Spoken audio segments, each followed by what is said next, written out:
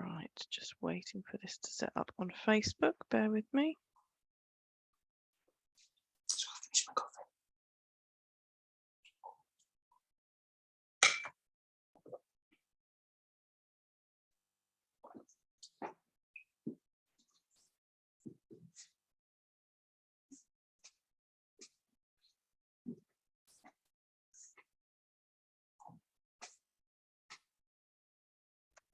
Right, welcome everybody. We are now live on Facebook as well. Today's Black History Month presentation is about an inclusive workplace, and I'm delighted to welcome Non-Executive Director Ali Layne-Smith to talk to you today. Over to you, Ali. Hello, thank you so much, Judith, and welcome to everyone, those of you who are watching at the moment and those of you who are catching up later on. I hope your Black History Month is going well. And that you're learning a lot and also sharing and educating each other. I'm going to talk to you today for about 45 minutes or so, and then make sure that we've got time for questions as we come to the end.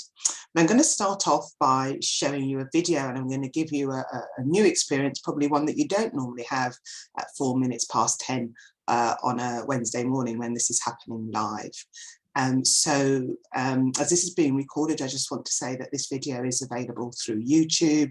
I don't own it, I don't have any rights to it, and I'm just using it for the purposes of this session. So Judith, over to you. Thank you.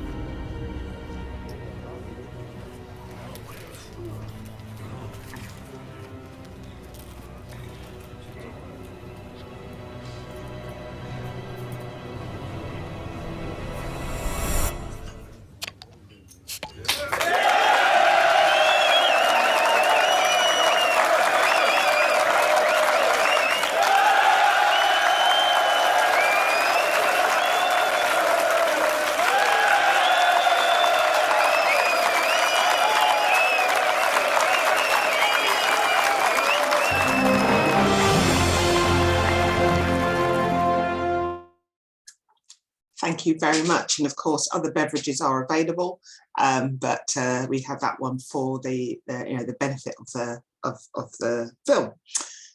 So I'm not sure if you're able to text me responses or call in or what have you. But I'd love to know or get a feel for your initial reactions to the video.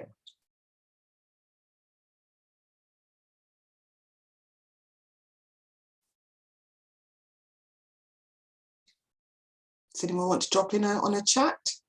In chat, sorry. Great. Oh, look at that. I've got a hand raised. David.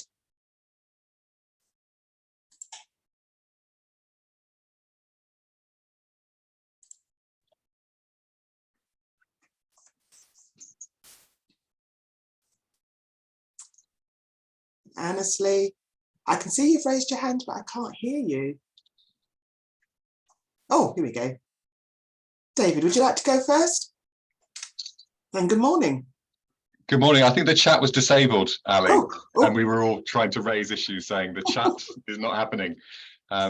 So Judith, can you enable the chat? I will try. Fabulous. While we're doing that, David, would you like to share any thoughts you've got on the video? Yeah, I challenged myself with that video that I'd like to think I would sit down. And then I wonder. I hope I really would. And what would be going through your head as you walked in through the door? So you're saying you think you might sit down. What sort of things would be playing through your mind? I hope I've been in touch with my own prejudices, and would be thinking, be wise in all directions about, crazy things like safe, and would my evening be enjoyable, versus what's going on in my head. All of those sorts of things would swirl around, but I hope they'd end up with me going, but just sit down. Okay, and you get a beer at the end. I get a beer at the end. Thanks, Ali. Thank you. And Annesley?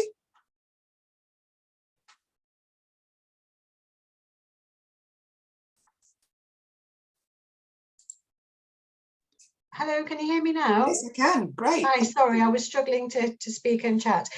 Morning. Similar to David, I hope I would sit down, but I am not. I'm going to be honest and say it would make me do a double take, and there would be an element of discomfort.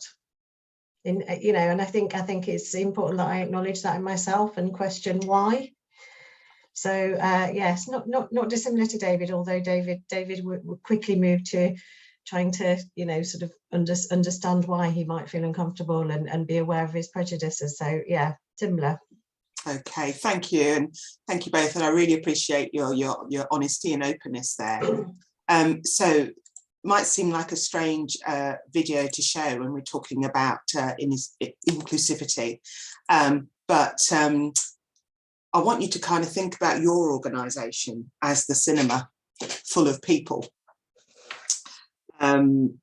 So who do you identify most in the video? So the two people that we've just spoken to identified with the couples coming in for the first time and into that room. But mostly I've worked with large, well-established organisations, both in the private and the public sector. And as someone new coming into an organisation that's very well established on the whole, it can feel a bit like I am one of the couples, or a member of, one of the couples coming in, and your experience is of meeting the people sitting in the cinema. So while I say that is that, on the whole, a lot of those people know each other already. They've got certain ways of behaving. They've got shared interests. They've got a uniform. They've probably got a shorthand language that they use about the things that they talk about on a regular basis and that they're interested in.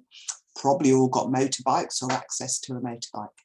And if you're coming into an organisation from outside, one that's really established and it's got those norms and it's got the jargon and the ways of speaking and what have you, it can feel a bit like you are walking into the cinema of full of, I think it's 148 bad boy bikers. And it's by no way any organisation's intention, I believe, to portray themselves in that way. But it is actually what happens quite regularly. So I start off with that video to get us to look at inclusion from a number of angles.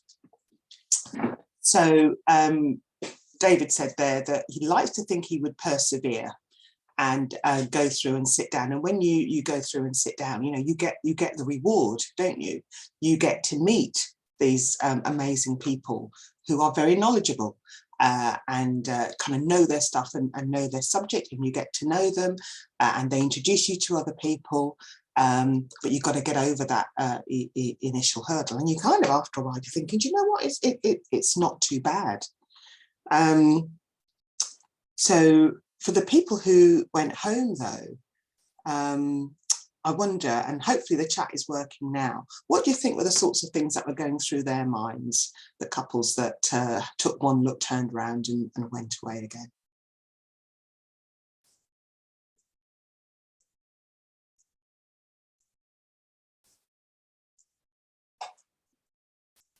Shame, that's an interesting one.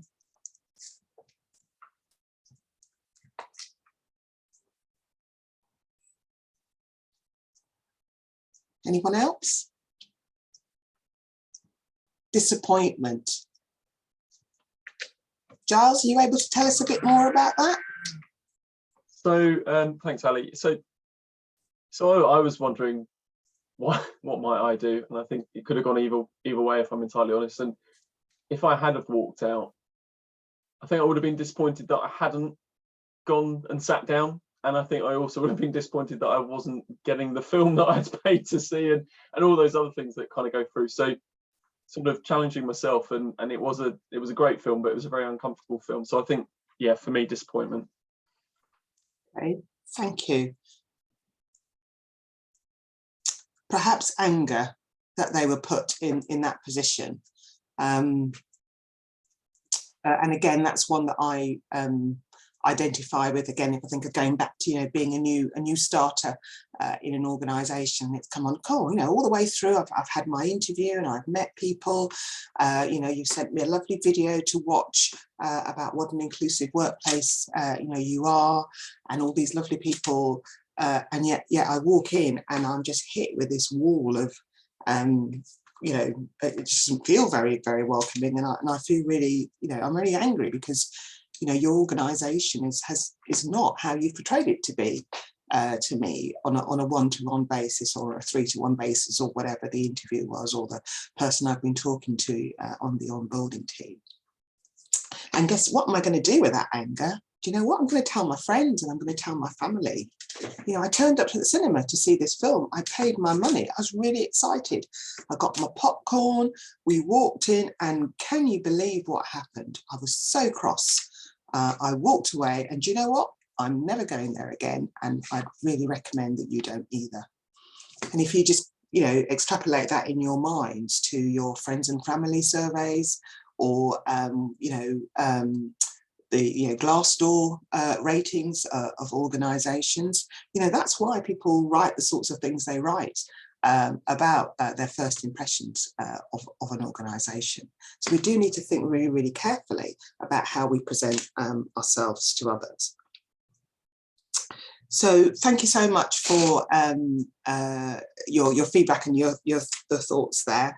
And I know it's a bit of a prickly video, and I use it, you know, precisely for that reason, because it does make us uncomfortable on a number of levels.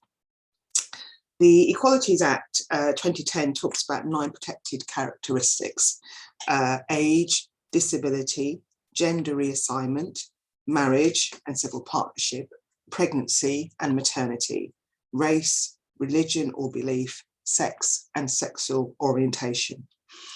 And whilst it's Black History Month and we're thinking predominantly in context of race today, definitely in my experience, and I'm sure amongst the people that you know, lots of people who have different protected characteristics have experienced that lack of inclusivity at some point in their working lives, sadly. And although it's not an official protected characteristic, I also include people who come from different socioeconomic groups as well, when I'm talking about how do we make ourselves an inclusive organisation. So get those fingers warmed up again. So another question for you here. What are the sorts of things that your team, your department, your organisation or directorate may do that might cause people with protected characteristics to just stop and think about, is this really where I want to be?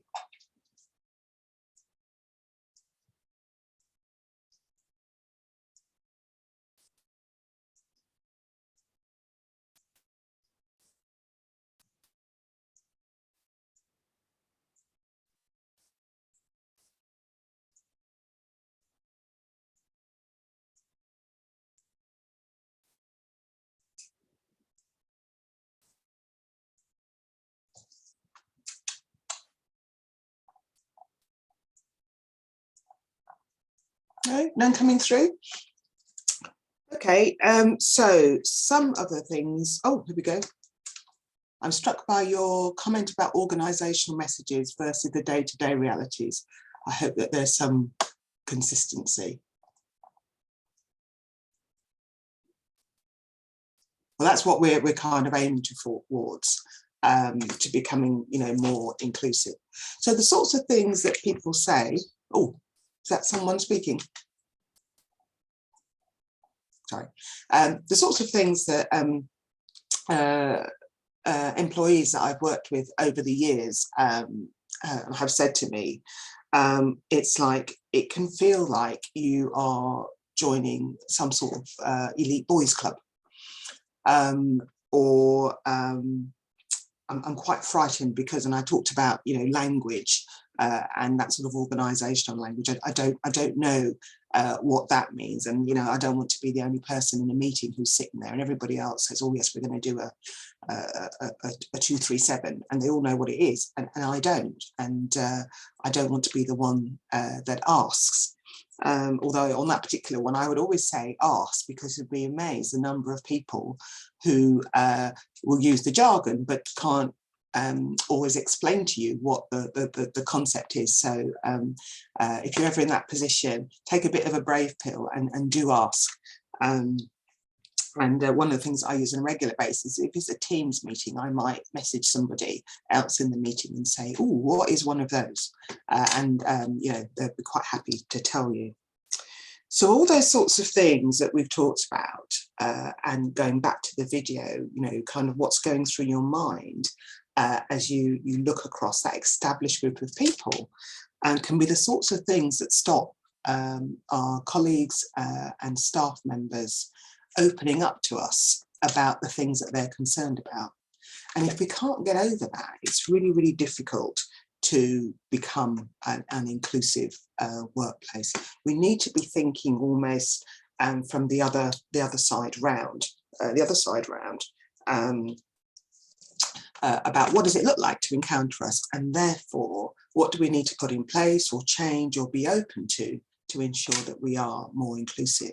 And I've talked very much here about, you know, someone starting new, but the same thing happens when maybe say you get a promotion or you move to another department or another site, or you know, come back maybe after a period of absence, illness, parental leave, a caring responsibility.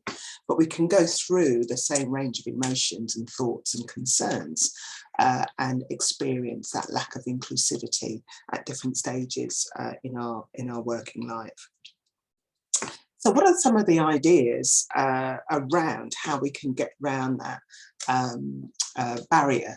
those barriers to inclusivities? So a really key one is just listening to our staff and involving them in creating the solution. And I know that there are a number of staff network groups and support groups across the CUH Trust. And that's a really, really good mechanism for you know, those of us who are involved in maybe, you know, setting policies or implementing new strategies or approaches, is to contact with those groups and look at the world through their lens, and what might some of the things be that we can do differently or we need to anticipate and plan for as we're going along. Another route is to create an allyship group. So allyship, I'm not sure if it's actually a noun or what the curricular grammar term is, but it's actually a concept that's been around for a long time. And for a lot of us, I'm not wearing mine today, but for many years, I've worn a LGBT lanyard. Allyship lanyard. I think the necklace will actually kind of do quite well towards that. But I've not often had a lanyard to say that I'm someone who supports and is open to the rights of the LGBT plus community, and that if one of my colleagues has a concern or wants someone to advocate on them, by wearing that lanyard, they can approach me and I will do my utmost to help So more and more allyship groups are opening up and being created. Sometimes it's implicit in the staff network group, but sometimes they might be a separate group because they want to focus on education and advisory. And I think on a really practical basis, there's that concept that where we've had really, really significant legal changes or social changes around inclusion, the role of the allies are really, really key. So, for example, if you think back to the suffragettes, and I remember learning about them at school, and yes, we do remember about, you know, the woman who chained herself to the railings at the racecourse, but just as important were her allies and advocates, most of whom were men who were in Parliament and who lobbied for changes to the government, etc. And you need that allyship sometimes to for people who are established in the majority population, if I can put it that way. So in the case of the suffragettes, the men, to work with you and champion and advocate for the changes that are needed within an established system. And the same goes for apartheid in South Africa. If you look back, you know, de Klerk was one of the people that got the Nobel Peace Prize because of the work he did as a white person from within the establishment to support those who are advocating for apartheid to be ended. So the role of the allies is a really, really kind of powerful one, and one to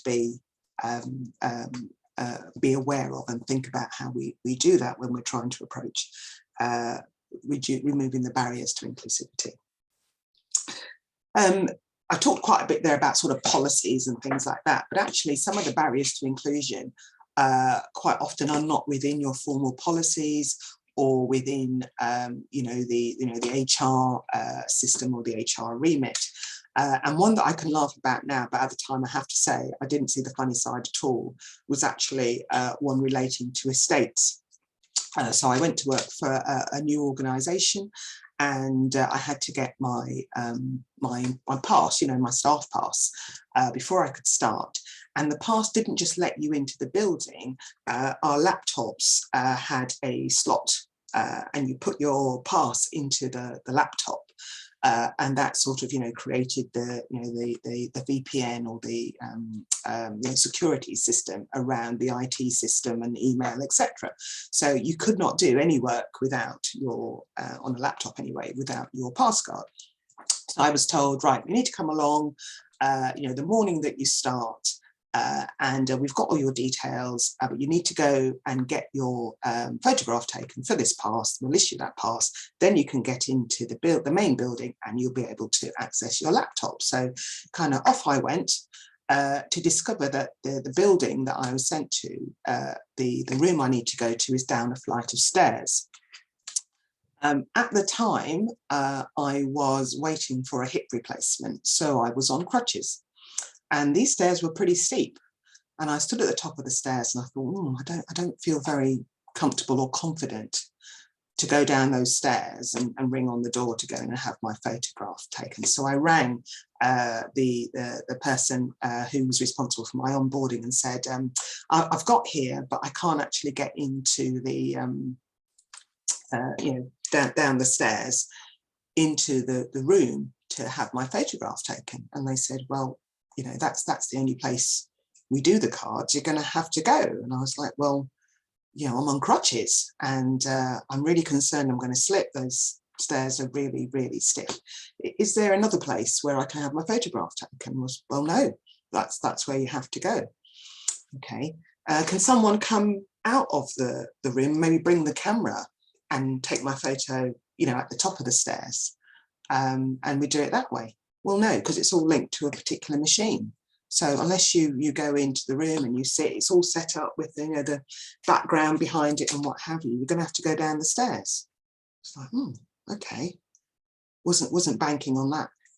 So I then found myself in the position where I kind of had to, holding my crutches in two hands. I've got a rucksack on, I've got a handbag over my shoulder, making my way very, very slowly and carefully down these stairs so that I could have my photograph taken to have my pass.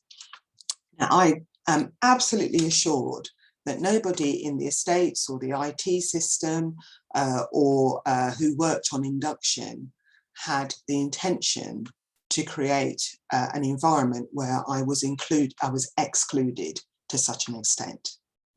And I'm sure that when you're thinking about EQIAs and all of that kind of stuff, it would not have crossed anybody's mind that by having one place and one place only, where you can have your staff pass done, to the requirement for your photograph to be taken, which required specific equipment and a setup, were in any way exclusive.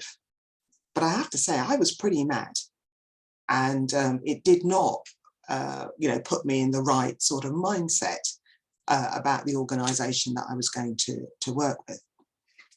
So fortunately for them, I was going to work as their HR director, and as soon as I did get my pass and I was able to access my IT, one of the first thing I did was to log a complaint about the process and the fact that we're not thinking about colleagues who were not able to access, to use stairs, who maybe were reliant on a wheelchair, or like myself on crutches, but also from a kind of business continuity point of view, to just have one, so the organisation had 11,000 people, so to have one place where this could be done seemed somewhat limiting, should the camera stop working or the equipment stop working or what have you. So as I said, I wouldn't have found that in the HR policies or, on the video about induction or what have you, but actually it had a huge impact on how I felt about that organisation. And I was in a position, or I felt I was in a position to do something about it and do it really, really quickly. But sometimes, our colleagues are battling those sorts of things on a regular basis. Unfortunately, throughout my career, I've been involved in a lot of grievances and concerns and employment tribunals, and a lot of them relate to what we refer to as reasonable adjustments. And it's things like making sure people can access the services they need to do their jobs. And had I not been able to get down those stairs, I probably would have had to delay my start date, with the organisation. So that's actually how serious and what an impact it was. But that is a mark of an exclusive organisation. It's not being inclusive because it's not thinking from the role of the people who are approaching it. That's something that we need to think about as we are going through the day-to-day, the established things that we do without thinking, which inadvertently are barring parts of our organisation. I don't always get it right. And I've got an example here around where I felt I was being very inclusive and very on the ball, and got it horrendously wrong. So I was working with an Asian colleague, and it was around the time of Eid, at the end of Ramadan, and our organisation on the intranet page had put up, there was a sort of banner and a screensaver. There was a little bit of a description around, what Eid was all about. We've done similar as Ramadan had started and throughout Ramadan. So I saw this Asian colleague and I said to them, oh, what are your family's plans for breaking your fast and celebrating Eid? And there was this sort of silence. And she turned to me and she said, well, actually, Ali, I'm a Christian and my family are Christians. And so we don't celebrate Eid and we don't observe Ramadan because we're not Muslims. And I just wanted the ground to open and swallow me. Because I would not assume that every white person I met or every black person I met was a Christian. But I did make the assumption that because this colleague was Asian, that they were a Muslim. And in fact, again, I'm being very narrow because it could have been a Hindu or, an atheist or whatever. But I thought I was, responding in the right context, etc.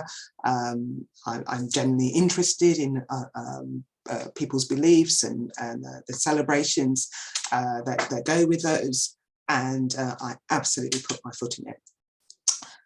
So what did I do?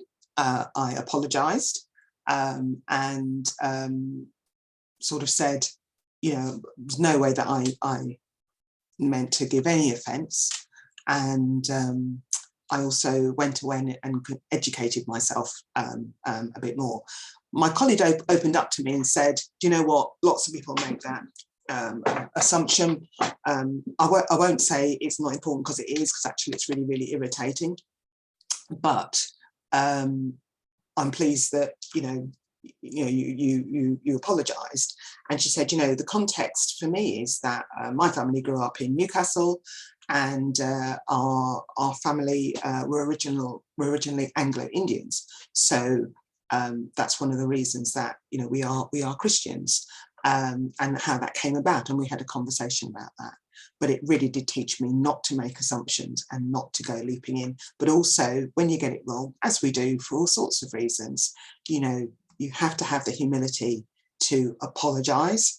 It's not helpful in that situation to say, well, if, I'm so sorry I said that, but of course you look like a Muslim. That is not the way to do it.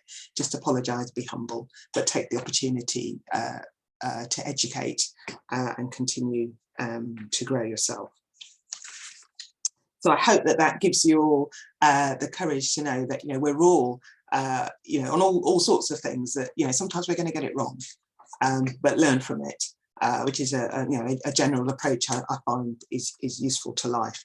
Because one of the things I have found around working around inclusion is that for some of us we've got so terrified of saying the wrong thing that either we don't say anything at all, I think that's a big thing, we don't say anything at all. And sometimes by not saying anything at all, we become complicit with maybe some behaviours that we're seeing, or how someone is treated in a meeting or on a call or what have you. And although we don't agree with it, or maybe we don't fundamentally understand, we can see that that individual is uncomfortable, and we should be able to have the confidence to say, I'm not 100% sure what happened right there, but it didn't kind of feel right. Are you okay? Or to the person who made the comment afterwards, I'm not sure where you're going with that, but actually I'm not sure that was the right thing to say, or a helpful thing to say. But by staying quiet sometimes, especially when we're on calls or meetings and we see something that doesn't feel right, we're complicit. We're saying we agree with that. 9 times out of 10, I'm sure we don't agree with it. In fact, maybe 99 out of 100, but because we don't say anything at all. And I'm a great fan of John Amici, who some of you will know. And I'm from time to time, I tip in to his Twitter feed, and I watch videos and read snippets of things that he posts. And one of the things that John Amici says is, when you're not sure about whether something that's happening with you is right, around you, is right, and if people are behaving in an inclusive way, he says, trust your gut. He says, we've all been there where we get those kind of wince moments, and just have the bravery on the back of that to say, I'm not sure what happened there, but it doesn't kind of feel, quite right. And again, you might get it wrong, but I think versus the option of being seen as being complicit in something that's not right, then again you can always apologize, or give the individual the chance to say, oh, it wasn't meant like that, or no, I didn't take it that way.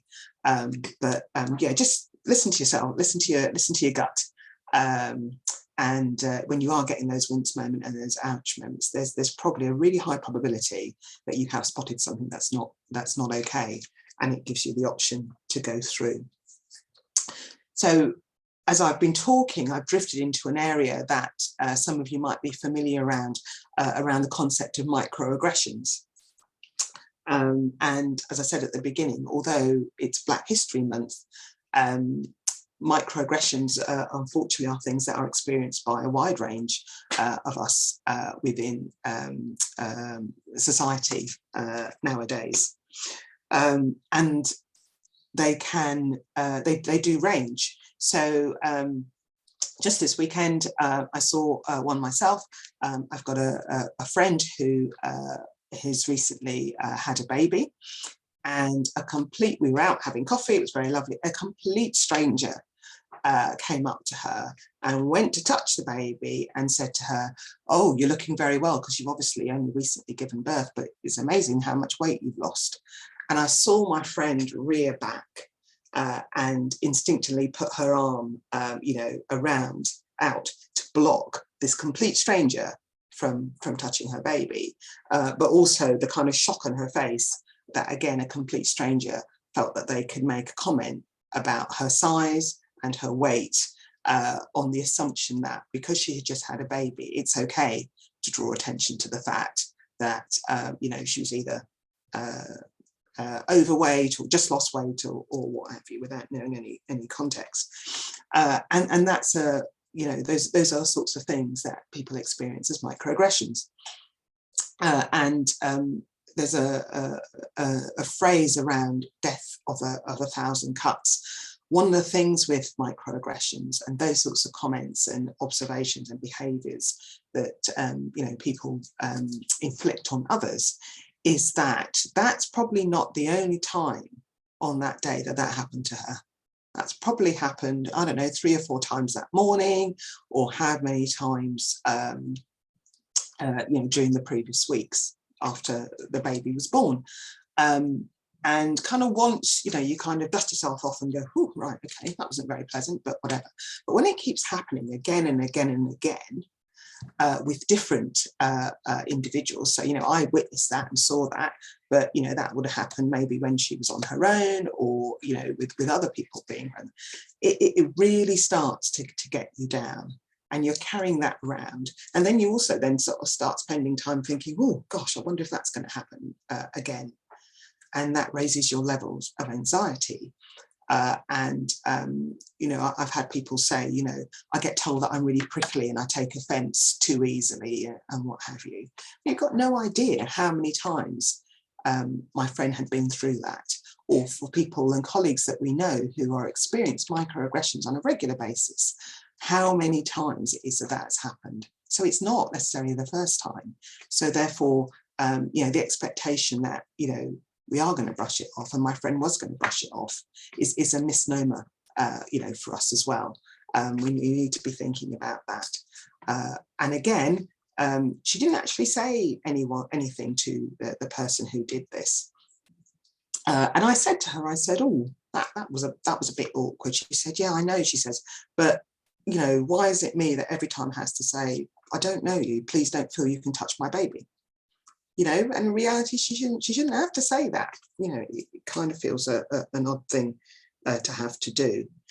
But it really just reminded me the mindset sometimes that we're in when we're within an organisation, we're within a group of people. Maybe we're interested, but we don't think about the impact of our behaviours or the words that we use that they can have on other people.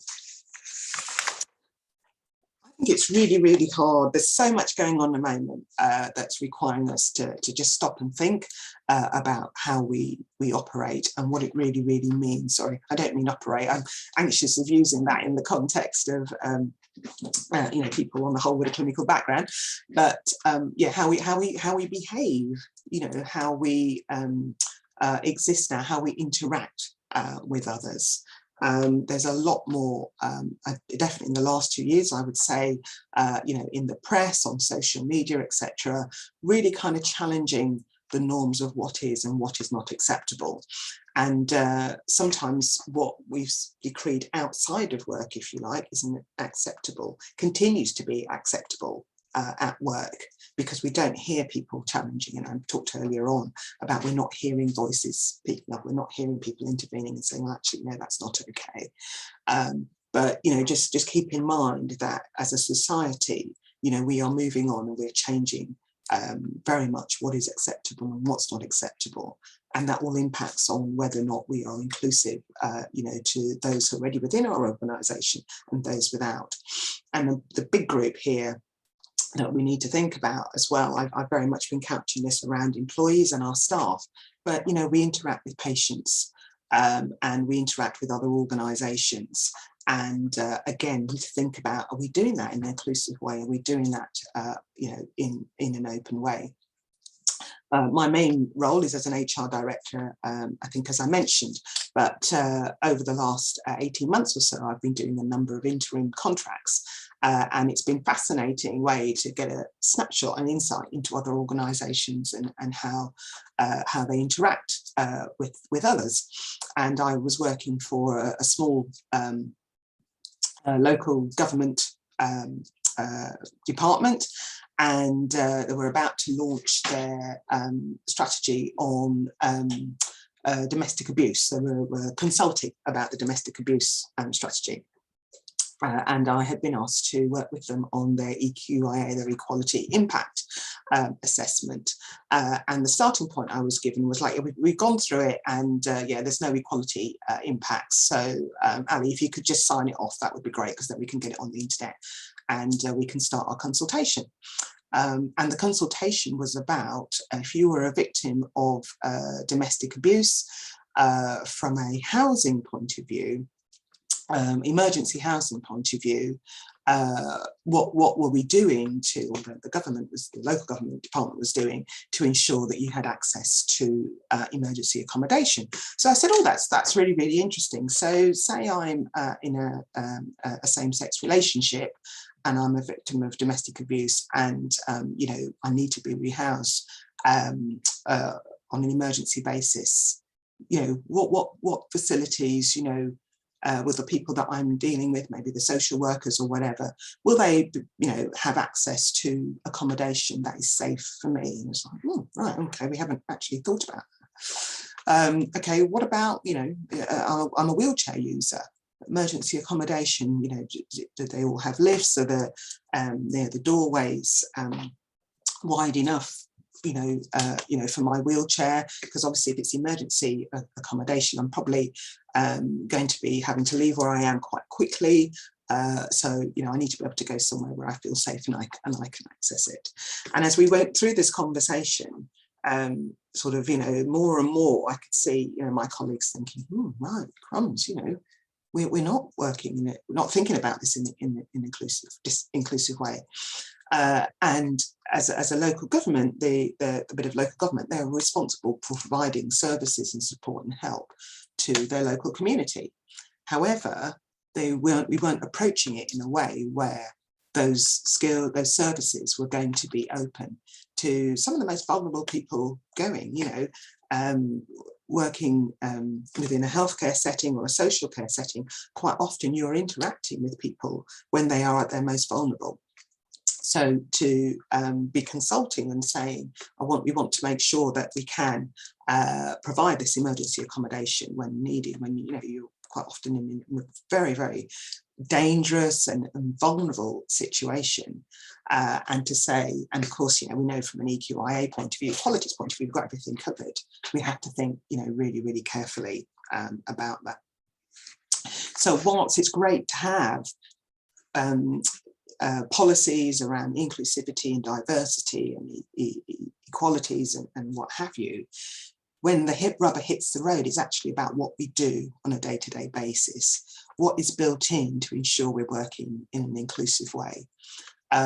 So not always what we write and not always what we reference, but, you know, the reality of what we do and how we enable or not the people that we're looking to provide a service to and support to, or to come and work with us, can access, and that's what demonstrates, you know, a really inclusive organisation, and that takes a really big mindset. So great to have the strategies and the policies and all that, and statements of intent, but then the end of the road, it comes down to what is it that we do? What do we build into, this is how we do things around here, to ensure that we are really, really inclusive. So if there's people on here who are policymakers in whatever areas or designing strategies or whatever, really recommend that we look at look at it from two lenses. One, that statement and that high level bit, but also what does that mean for the reality of how we are going to put this into action, whatever it is, and implement that. And then when we're looking at our implementation, what are we really, thinking through those elements that would make the approach inclusive or not, and listening to those voices who can best advise us, and being open to the fact that some of the things they're going to say we're probably going to find a little bit uncomfortable and prickly, but that's okay. And the other thing I would say is, if you do ask, then listen. Just one last scenario. I recently was involved in reviewing a policy document that came through, and there'd been lots of consultation in the organisation, and there was one bit that said members of this particular staff network for this underrepresented group felt strongly that we ought to take approach A, because many of them had found that it had greatly benefited them as they were going through their careers. And interestingly, when we were at the meeting and we started to talk about recommendations and what have you, one of the people said, well, we did have this recommendation. They said it was really useful, but actually we think it's going to be quite long-winded and take time. So we're not proposing that we go ahead and do that. And I kind of thought, that's really interesting. We've gone out and consulted. We've been given some very precise feedback, but we are not listening organisationally to that feedback, because it means we're going to have to do things in a slightly different way. So I would always say ask, but you have to be open to what you get back might not always fit within our nice neat remit of what we think we need to do to embed that and help that particular group or whatever to be included as whatever the process is, strategy, etc. goes forward. So I have talked now for a really long time, and apologies. I've got a bit bored of listening to my voice, but I hope there've been some snippets there that you have found kind of useful. And if possible, if we can get either people to put their hands up or in the chat, I'd be really interested to hear from you. What are some of the things that have resonated as I've been talking this morning, or things that you maybe would like to hear a little bit more about, and what were you going to take away from the session this morning as you go back, or those of you who are listening at a later date, once you've listened, what are the sorts of things that you think you might try and do differently or find out more about? Giles. Thanks, Ali. Really helpful conversation. Thank you. So I was struck by, I think you described them as cringe moments. Not my words, John Amici's. Yeah. Yes. But nevertheless, it's quite a powerful thing, isn't it? And so I think we probably all have those at times, or lots of us have those at times. I wonder how we harness that better as an organisation, how we use those opportunities, those moments, how we share, with sense of security, I guess, and trust with our colleagues, but how we share those moments and then do something with them. And I was also struck by your story of the Access Office, and I imagine that plays out in lots of organisations. And I was thinking that was a cringe moment for me, because I thought before how our Access Office is perhaps not the most successful. So anyway, how can we use those cringe moments in a positive way? And on the Access Office bit, and in fact, you just reminded me that's what it was called. It was the Access Office, sort of without I don't know, not sort of wanting to make people feel bad. As I said, I was able to progress that by saying, look, this is the experience that I've just had, and can we think about how that impacts for other people and make the change? But I wanted to ensure that where it was referenced, that we were doing this because we recognised that, you know, we weren't being we were kind of disadvantaging or excluding, you know, some of our colleagues. So I think that's one way about taking it forward. Another thing to do, and this is from an organisation I used to work for ages ago, they used to have it was a manufacturing organisation, and every meeting, and I mean every meeting, if it was a conference call or a face-to-face meeting, started with a safety moment. And the safety moments varied from, don't forget, if you're using the stairs, make sure you're holding the handrail. And also things like, you know, if you've made yourself a hot drink in the staff kitchen, please use a paper cup and put a lid on it so that as you're walking back to your desk. So they don't sound very strategic or anything like that, but actually they had a huge impact.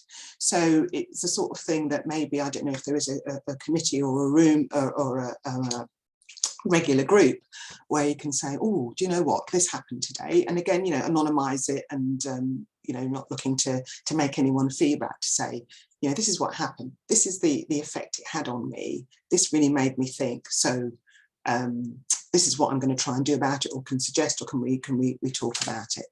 And the other thing that, especially if you're getting those ouch moments in you know, in a meeting or what have you, you know, I think we as people, we just need to be mindful of maybe some of the power play that's going on in the meeting. So I might see something and I think, oh my goodness, but you know, I'm a band 4, and the person that said that, you know, is a VSM, or you know, or whatever.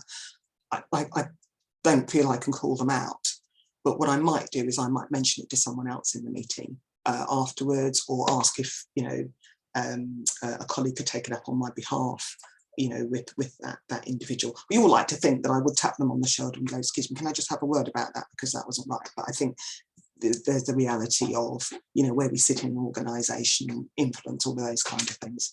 So that can be a way of kind of doing something with it, but might find a way to be able to do that where you know, there's a bit more sort of trust involved. So thank you for that, David. Thanks, Ali. So in response to your question about, so what were we thinking about? I mean, your summary captured it for me enormously well, which was, we're almost telling stories of stuff, of being inquisitive, of talking to each other about what matters to each other. And someone said to me a while ago, that seemed to be quite hard for us. It doesn't seem to come naturally for whatever reason, but we need to get into a better habit of asking and listening, observing stuff. I mean, that's the key message that I've got from you, Ali, and stories are enormously powerful about when it's gone well and when it's not gone not well. Is that where you were leading us? Is that what you wanted us to? No, not specifically. I just wanted to provide the opportunity to reflect on what it really means to be an inclusive organisation, and that will come through us for different ways. But one of the things I would say, David, is that, and for anyone who dials into our board meetings, our public meetings, or sees them online or whatever, every meeting starts with a patient story. And it's a really, really important way of just grounding us all in what is it that we are here to do. You know, and some of those stories, as you know, David, are lovely, aren't they? And they are, oh, you know, this awful thing happened, and you know, everyone that I came into contact with was fantastic, and all of that kind of stuff. But they're also can be quite hard hitting, and we learn from those. So I think, although it wasn't my aim inadvertently to say, well, let's tell stories and what have you. Oh, so it wasn't my explicit aim to do that. If that is useful in getting things across, then, you know, let's find other ways of doing it. But I know myself as a non-exec director, I find those patient stories phenomenally informative and helpful and directional. So if that's a mechanism and a route that works in other areas, then yeah, absolutely go for it. Thanks, Ali. That it was powerful. It is powerful hearing a story, including from a colleague. So thank you for that. Anyone else?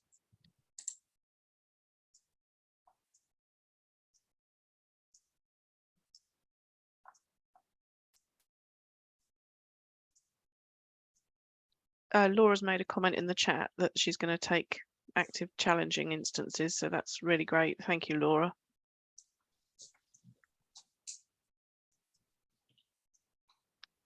Okay, well, I would just like to say a huge thank you to you, Ali, for such an informative and interesting presentation this morning.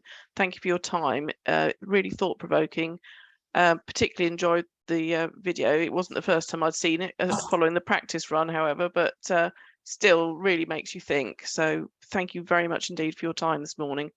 Okay, thank you everyone, and have a good rest of the day. Enjoy the rest of Black History Month, and hopefully see some of you again soon. Bye-bye, have a good day.